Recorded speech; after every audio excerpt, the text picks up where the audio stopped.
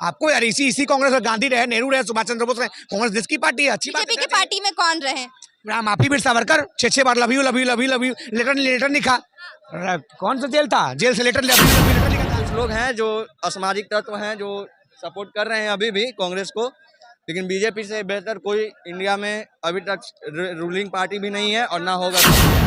BJP में था कौन? मोहम्मद अली जिन्ना जी, जो जिसके मजार पे लोग चारा चढ़ाता है। बीजेपी क्या किया जाके मुस्लिम मोहम्मद अली जिन्ना बीजेपी से थे। बता रहे हैं कैसे थे, बता रहे हैं, सरकार बनाए थे भैया, पार्टी में रहना ही नहीं। योगी से अच्छा कोई नहीं हमारे लिए। फिर बीजेपी कैसे हार गई अयोध्या में?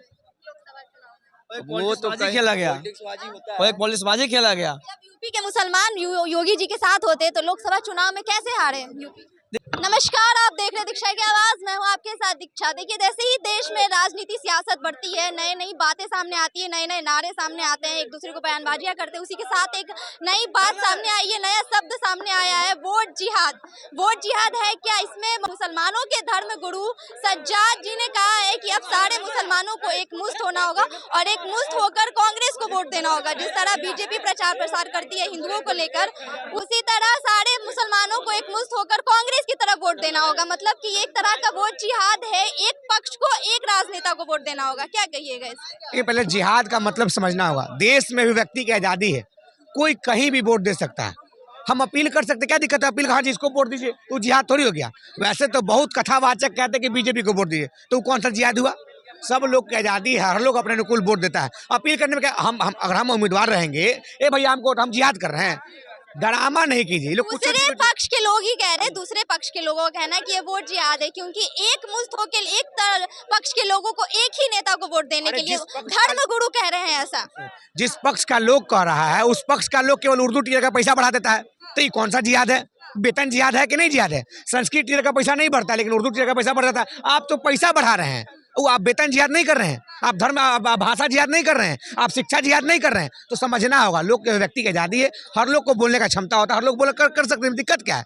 पहले महाराज की सरकार बताए क्यों उर्दू टीचरों का पैसा बढ़ाया गया, क्यों संस्कृत टीचरों का पैसा क्यों नहीं बढ़ाया गया? तो वेतन जिहाद हुआ, और वेतन जिहाद में मांगना चाहिए।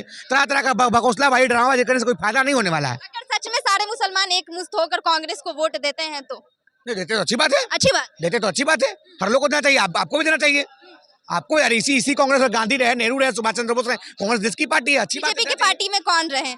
माफी वीर सावरकर 6 बार love you love you love you love you letter लिखा।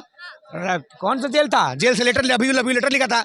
बीजेपी पार्टी में रहा गोडसे, जो अंग्रेज को मारने का औकात नहीं रखता है, लेकिन एक बूढ़े आदमी को गोली मारने का औकात रखता है। बीजेपी में था कौन? मोहम्मद अली जिन्ना जी, जो जिसके मजार पे लोग चारा चढ़ाता है। बीजेपी क्या किया जाके मुस्लिम मोहम्मद अली जिन्ना बीजेपी से थे। बता रहे हैं कैसे थे, बता रहे हैं, सरकार बनाए थे भैया, पार्टी में रहना ही नहीं होता है। आज नीतीश जी एनडीए में है ना, तो क्या बीजेपी में हो जाएंगे? सरकार बनाए थे, मुस्लिम लीग के साथ 3 प्रांतों में बीजेपी सरकार बनाई थी। इसका मतलब नहीं कि बीजेपी में था।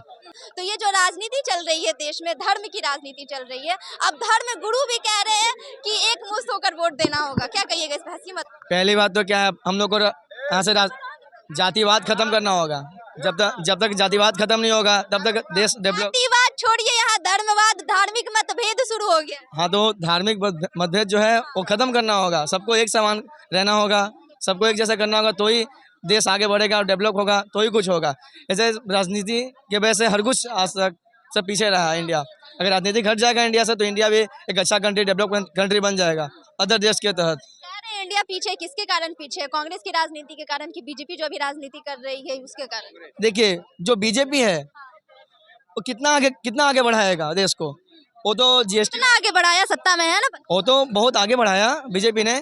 बाकी इतना कर्ज है देश पे हमारा, पहले कितना कर्ज था, कोयला घोटाला था, फलना घोटाला था, ये सब भरते इसके लिए जीएसटी लागू किया नरेंद्र मोदी जी ने, तो कुछ अपना देश आगे बढ़ा। अभी पटना जंक्शन पे आते थे रात को, तो आपको 1-2 लाइट मिलता होगा, इतना दिखता था आपको? कहीं भी आपको बिहार में कितना रोड था पहले? लोग तो कहते हैं ये सब कांग्रेस का बनाया हुआ है। अरे कांग्रेस कितना बना के गया है। सिर्फ दूध में दही डालने से जो दही बन जाता है, उसमें कुछ आगे कुछ करना पड़ता है। ये पहले आपको कितना ओवरब्रिज दिखता था पटना में? कितना था? नहीं था। मेट्रो का काम इतना पीछे चालू हुआ। हाँ, क्यों? हिंदू मुस्लिम की बात करें तो जिस तरह कहा गया सारे मुसलमानों को एक मुश्त होकर वोट देना होगा, तो क्या अब हिंदुओं को भी एक मुश्त होकर वोट देना होगा? नहीं, देखिए, वोट अपना है, हम किसी को भी दे सकते हैं। बाकी जो अच्छा व्यक्ति हो, जिनसे हमें प्रॉफिट है, उनको देंगे ना। ऐसे लोगों क्यों देना है? ना ही उनको कुछ पता नहीं हो, हम अंधभक्त जो विश्वास है ना, विश्वास बीजेपी वाले को अंधभक्त कहते हैं लोग। विश्वास है ना, विश्वास जुड़ा हुआ है बीजेपी के साथ। हाँ, कांग्रेस से वो कभी नहीं हो कांग्रेस सकता के साथ अंधविश्वास जुड़ा हुआ है। हाँ? कांग्रेस के साथ अंधविश्वास जुड़ा हुआ है। हाँ, जो कुछ लोग हैं जो असामाजिक तत्व हैं जो सपोर्ट कर रहे हैं अभी भी कांग्रेस को, लेकिन बीजेपी से बेहतर कोई इंडिया में अभी तक रूलिंग पार्टी भी नहीं है और ना होगा कभी। कांग्रेस पे देखिए, जो विश्वास करता है वो पिछले पीढ़ी के लोग हैं जो जगे हुए हैं, जिनको पता है कि जीडीपी क्या है, क्या आर्थिक इकोनॉमी जो डेवलप होता है वो क्या है देश का, जिसको भी पता है वो कांग्रेस का साथ कभी नहीं देगा। यही हकीकत है। और बीजेपी है, बीजेपी धीरे धीरे अभी प्राइवेट बीजेपी क्या कर रही है ऐसा जो आप कह रहे हैं कि बीजेपी पे विश्वास कर सकते हैं? बहुत कुछ कर रही है, प्राइवेट सेक्टर को इतना आगे लाई है। जीडीपी के देख लीजिए, जीडीपी के मामले में भी इंडिया जो है 3rd नंबर पे है अभी जीडीपी के नंबर में, प्लस प्राइवेट सेक्टर को इतना प्रमोट कर रही है। आजकल लोग सरकारी नौकरी कितने लोग को मिलता है? 1 या 2% लोग को, उससे भी कम ही को मिलता होगा। ज्यादा सीट ही नहीं है, कहाँ से देगा सरकार? हिंदू मुस्लिम पे क्या कहेंगे कि सारे मुसलमान कांग्रेस को वोट दे, सारे हिंदू बीजेपी को वोट दे? आपका क्या? वो तो धर्म पॉलिटिक्स है, उसमें हमारा कोई ये नहीं है। नहीं, किसी को भी वोट दे, हाँ जो अच्छा काम। हाँ, जो अच्छा काम करेगा। मुस्लिम भी दे रहा है, यूपी में योगी जी का बहुत लोग है जो मुस्लिम है। इंटरव्यू सुने हैं उन लोग का कि हाँ सही है, योगी जी से अच्छा कोई नहीं हमारे लिए। फिर बीजेपी कैसे हार गई अयोध्या में? वो तो खेला गया, वो एक पॉलिटिक्सबाजी खेला गया। जब यूपी के मुसलमान योगी जी के साथ होते तो लोकसभा चुनाव में कैसे हारे यूपी? देखिए वो एक पॉलिटिक्सबाजी है। हाँ, और राम मंदिर बन गया, इससे बहुत लोगों को तकलीफ हो गया। बहुत लोगों को या फिर दूसरे पक्ष के लोग? दूसरे पक्ष के लोगों का भी है, जो विरोधी हैं उस नेता के, बीजेपी पार्टियां के। हिंदू को तो राम मंदिर से कभी दिक्कत नहीं हो सकती। नहीं हिंदू को आज तक किसी ने कुछ हिंदू को भी दिक्कत है। कैसे हिंदू? सेकुलर? सेकुलर हिंदू नहीं उसको कहेंगे, वो कहेंगे कि जो एंटी बीजेपी कहेंगे उसको डायरेक्ट। बस इतना ही कि बीजेपी जो काम कर रही है उसका बुराई करो, वो अच्छा है खराब है उसका बारे में नहीं सोचना है, बीजेपी का समर्थन नहीं करना है। बस यही है उन लोग का, मतलब सो के उठना है तो यही एंटी बीजेपी, रात में सोते समय भी एंटी बीजेपी, तो वो गलत है। क्या नाम है? मेरा विष्णु शर्मा।